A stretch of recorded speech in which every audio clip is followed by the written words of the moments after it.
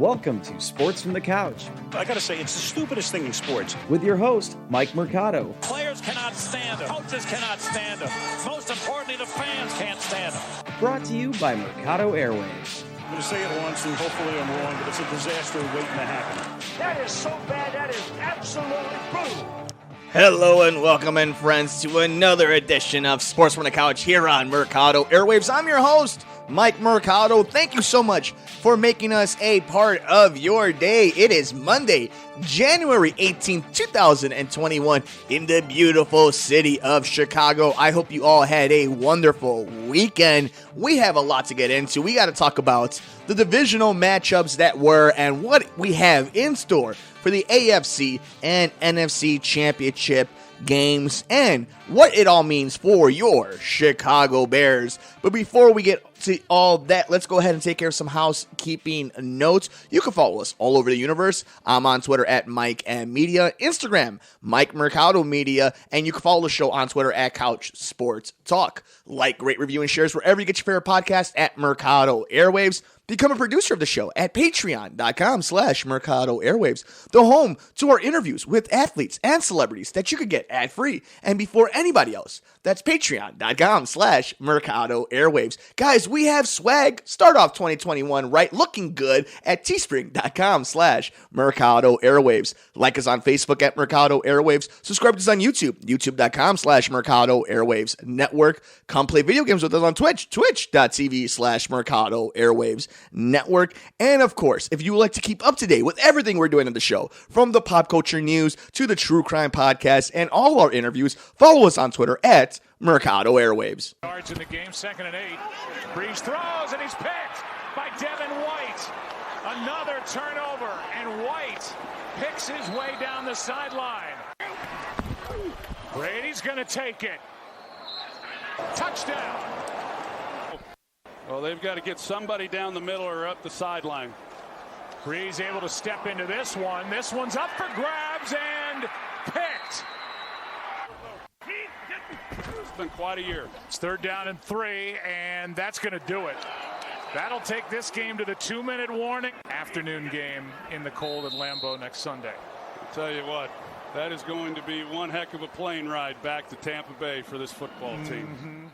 And we are all set up for our conference championship matchups as the Tampa Bay Buccaneers will take on the Green Bay Packers in Lambeau Field. And then to top off the night, it will be the Buffalo Bills at the Kansas City Chiefs. This is coming off of the Buccaneers beating the Saints 30-20, what might have been Drew Brees' last game in the NFL as a starting quarterback on his way to Canton, Ohio, and the Kansas City Chiefs survive over the Cleveland Browns 22-17. Patrick Mahomes was taken out of the game due to concussion, up in the air if he will be playing in this coming up matchup against Buffalo.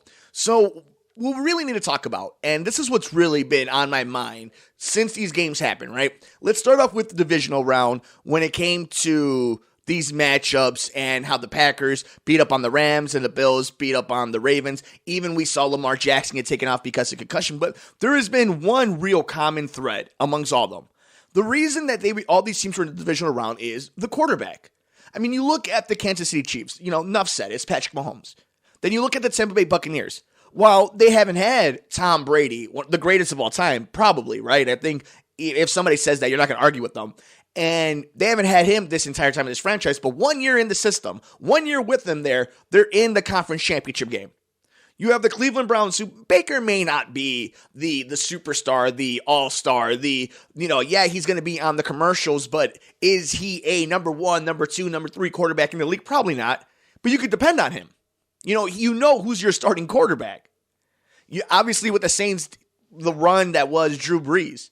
I mean, the wonder that he is that on that position, and, I don't know if he still has the goods. It's not up to me to tell the man to retire. Wasn't the greatest of performances. Giving up all those interceptions, not able to get the ball down the field. Like, there was a lot wrong with that Saints offense, but you can never take away what he did throughout his entire career. Aaron Rodgers, maybe the most talented man to ever play the position. The LA Rams with Jared Goff, that's their guy. They paid for him. That's a guy who's been to the Super Bowl. Baltimore, obviously, with a former MVP and Lamar Jackson.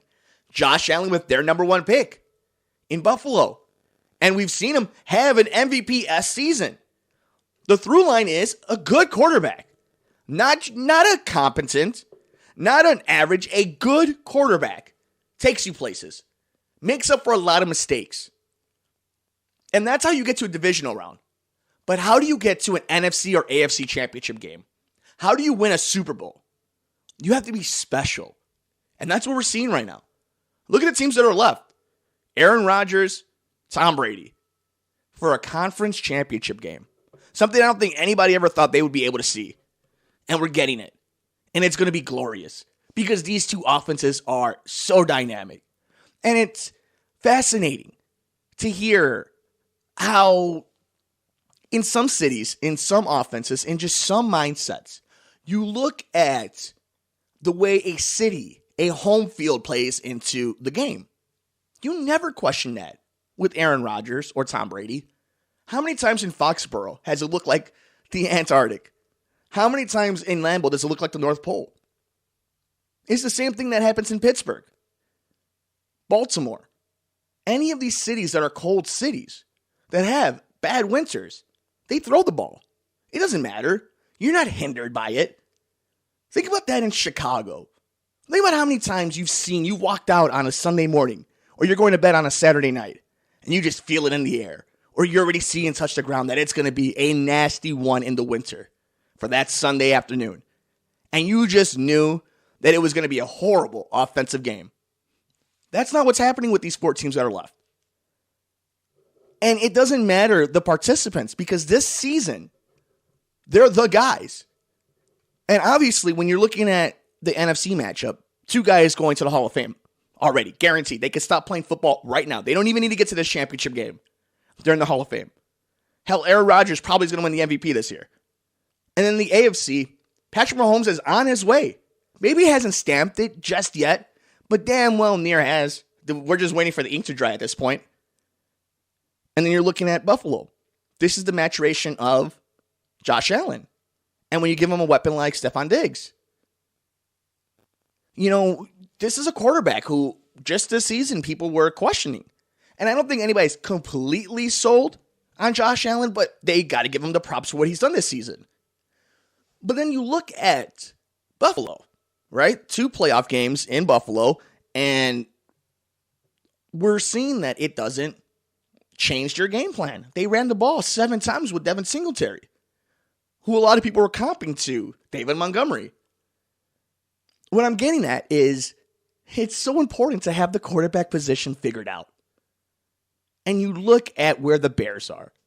And that's the only thing I could think of the entire playoffs. You know, because the first few games were okay. It wasn't until we got to this Tampa Bay versus New Orleans game that we really got to enjoy a shootout or at least a competitive game. And all I can think about is, where are the Bears in this scale? And you sit there and you just see that they are so far behind. Not just as a culture, not just as an organization, but as a mindset, as a people, as a collective. They are so far behind all these other teams, all these other players.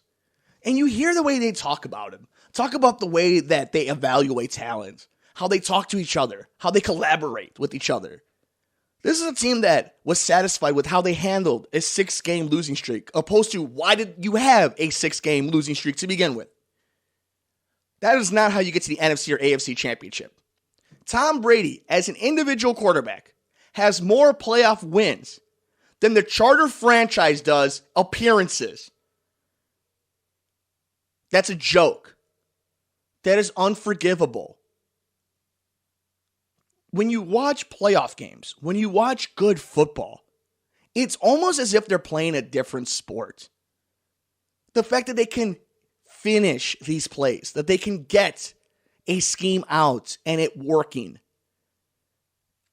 When you watch when New Orleans did with that play that Wims just drops right in his fingertips, changes the whole complex of the game, right? The complexion of what could have been. Not that I think it changes anything, but just for the sake of this narrative, right? You see New Orleans do it with no hesitation, no problem. Jameis Winston, of all people. Look, we could keep beating this dead horse And I get it, people get sick of talking about it. But this is the same organization that with this regime told you they were going to keep drafting quarterbacks every single year until they got it right. How many quarterbacks have they drafted since Mitchell Trubisky? I'm waiting because there hasn't been. And that's the point, is you haven't gotten the most important position right. And you haven't done anything to address it besides bringing subpar replacements. So when you're watching these games, and when you watch the NFC and AFC championship game, and if you're a Bears fan, or for that matter, any team in the NFL that doesn't at least have some form of hope in the quarterback position, that's the number one thing you got to look for.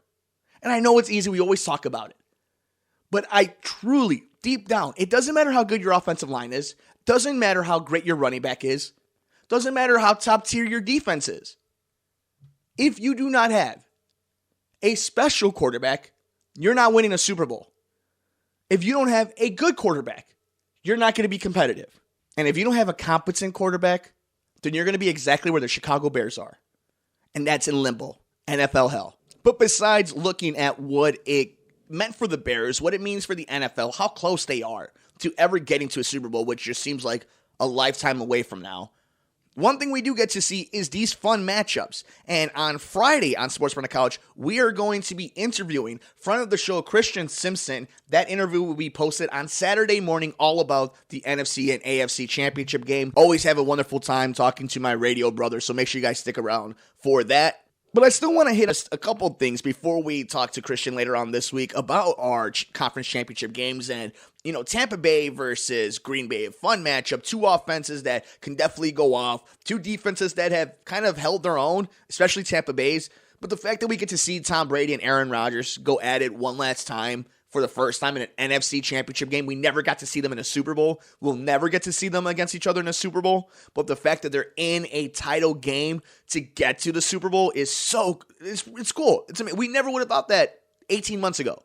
So the fact that we get that, and I think Tampa Bay has a really good chance. This is what I was talking about throughout my entire rant. It doesn't matter that Tom Brady played for Tampa Bay this year. That man has been in Foxborough. It could be negative 70 degrees. He's still going to find a way to be in that game. So if the skill players, if somebody like Mike Evans or a Gronkowski or a Godwin, they go off, Tampa Bay can win this game. So that's going to be a fun matchup, a historic matchup, and it's a wonderful way to start.